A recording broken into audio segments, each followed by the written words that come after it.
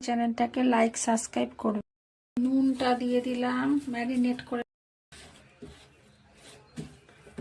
এটা মাছ,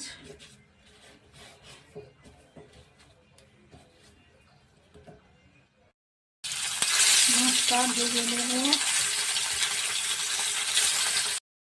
মাছটা ভাজা হয়ে গেছে, তুলে নিলাম। ওই তেলে আমি একটু কালো জিরে দিয়ে দিলাম, কাঁচা লঙ্কা, একটু দিয়ে ভালো করে নেড়ে জলটা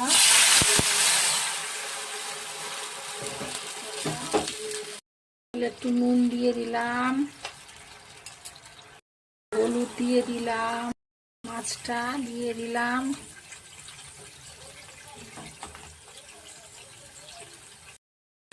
ধনেপাতা কুচিটা দিয়ে দিলাম। হয়ে গেছে, এবার নামিয়ে নেব। কালো জিরে কাঁচা লঙ্কা মাছটা আমার কেমন লাগলো জানাবেন।